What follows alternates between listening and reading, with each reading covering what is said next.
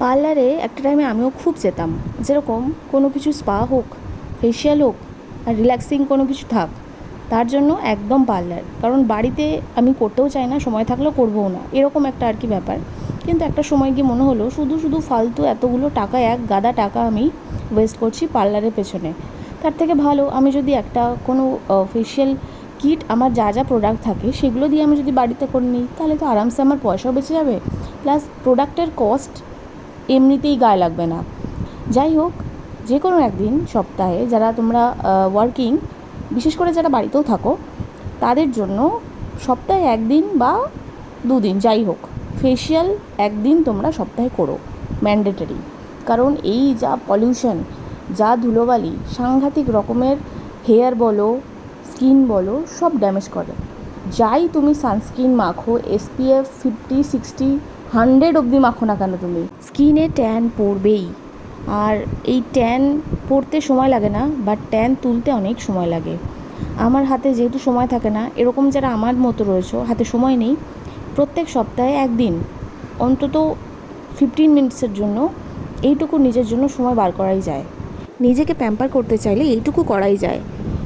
এবার আমি তোমাদের একটু বলি, তোমার কাছে যাই প্রোডাক্ট থাকুক না কেন, বা যে ব্র্যান্ডেরই তোমরা ইউজ করো না কেন, ফার্স্টে মুখটা একটু জল দিয়ে ধুয়ে যে কোনো ক্লিনজার দিয়ে মুখটা আগে ভালো করে পরিষ্কার করে নেবে।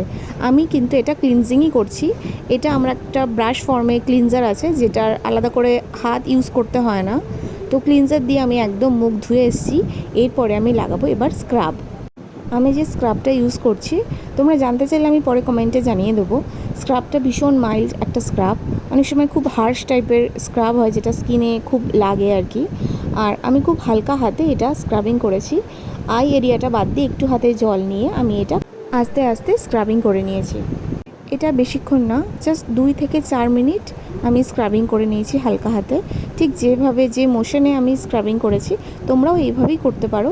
তাহলে কি নিজের ফেসিয়ালটা নিজেই করতে পারবে ইজিলি, আর ঠিকঠাক প্রসেসেও পারবে করতে।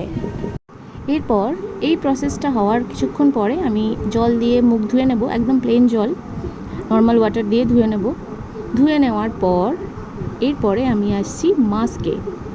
ফেস মাস্ক, এটা খুব ভালো একটা ডিট্যান্স মাস্ক, যেটা স্কিন মানে মুখের, ফেসের স্কিন খুব ভালোভাবে ট্যানটা ক্লিয়ার করে। আর যখনই আমি ডিট্যান ফেস মাস্ক ইউজ করি, তোমাদেরও হয় কি না জানি না, একটু ইচিং হয় বলতে মানে একটু জ্বালা জ্বালা করে।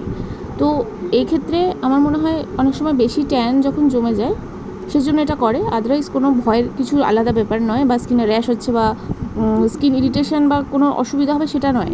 মানে অ্যাকচুয়ালি যে ডার্ট ইমপিউরিটিসগুলো, সেগুলো অ্যাকচুয়ালি তুলতে মাস্ক খুব ভালো হেল্প করে।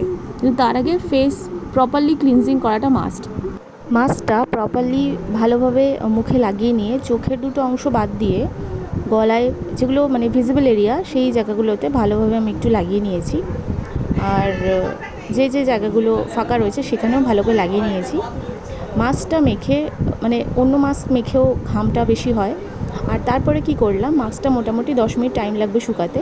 এটা একটা লিপ স্ক্রাব, যেটা মানে ডার্ট যে ডেড সেলগুলো থাকে স্কিনে বা লিপসে যেখানেই বলো, সেখানে মানে স্ক্রাবিং করলে তো জানোই খুব ভালোভাবে সেটা ডার্টগুলো রিমুভ হয়।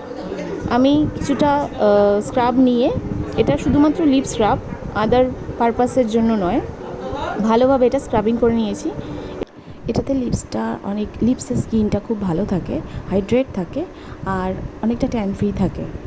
And after using all products you can see guys the result is here.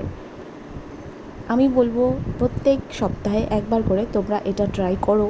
কোনো যদি সাজেশন লাগে আমি অবশ্যই তোমাদের গাইড করে দেবো। ভিডিওটা ভালো লাগলে অবশ্যই লাইক, কমেন্ট আর সাবস্ক্রাইব করো। আর নেক্সট ভিডিওতে কী দেখতে চাও অবশ্যই আমাকে জানিও। বাই।